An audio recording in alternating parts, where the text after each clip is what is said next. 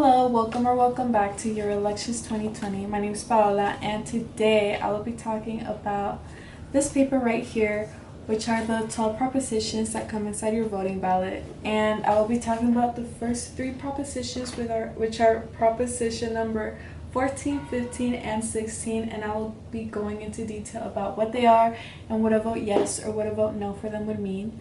And I will be talking about the other propositions in upcoming videos and in a post that we will be posting soon. And you can check out our website with the link in our bio, which is going to have all the information that you need to know about the propositions. And this is a quick reminder that this page isn't going to be telling you who to vote for or if you should vote yes or no in these propositions. We just want to give you the right information for you to be able to form your own opinion on what you think is right for you to vote in your situation. So to get started with proposition number 14, the way it's titled in your ballot is it authorizes bonds continuing stem cell researches and initiative statute. So for a little background information, back in 2004, California voters approved the $3 billion in bonds to go towards creating California's own stem cell agency that expands medical research. And if you do not know what a stem cell agency is, they're stem cell studies that help to increase the understanding of how diseases occur. The thing is that the money from back in 2004 is almost out, and what proposition number 14 would do is approve of the borrowing of $5.5 billion in bonds that would be paid back with interest over the next 30 years using tax dollars. And the estimate cost of this would be $7.8 billion.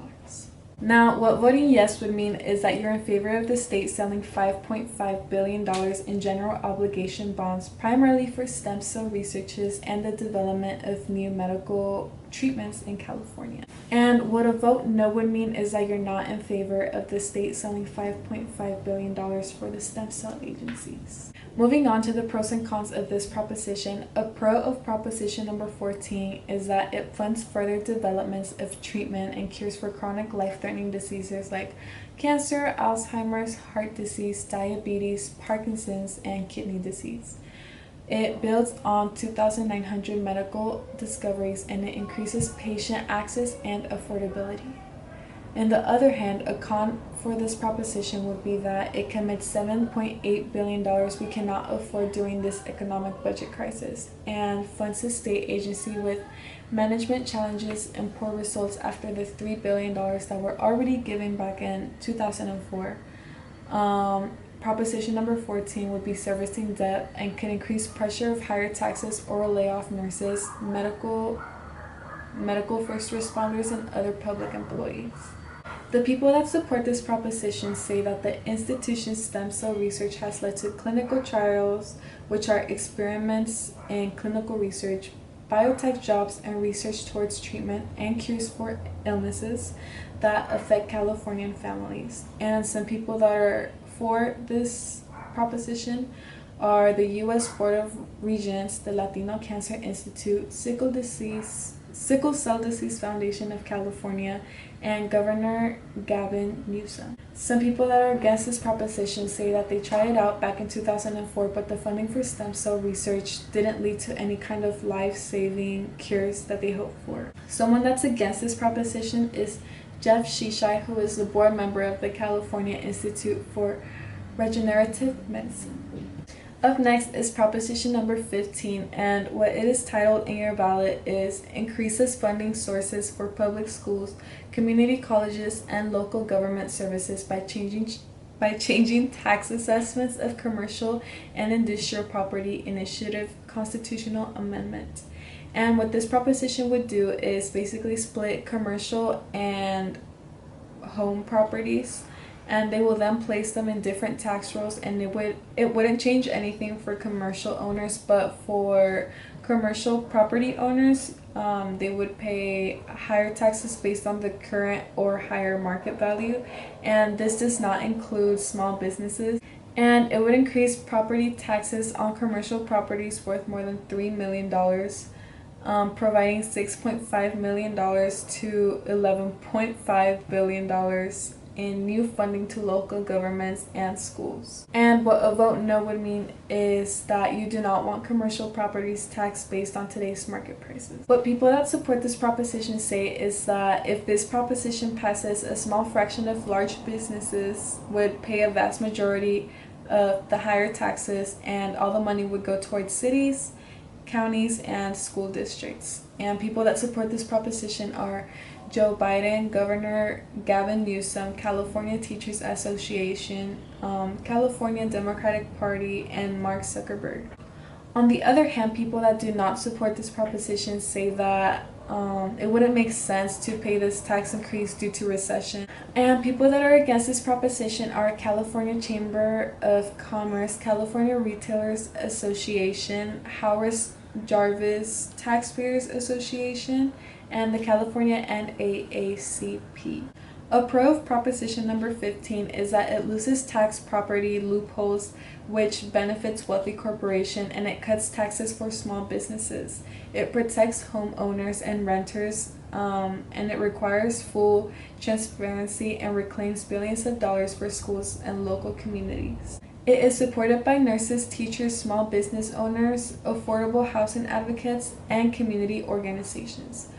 But a con would be that proposition number 15 is a $12.5 billion property tax increase that raises our cost of living and makes everything we buy, like food, gas, utilities, daycare, and healthcare, more expensive. And last but not least is proposition number 16. And what proposition number 16 in your ballot says is that it allows diversity as a factor in public employment, education, and contracting decisions. Legislative constitutional amendment.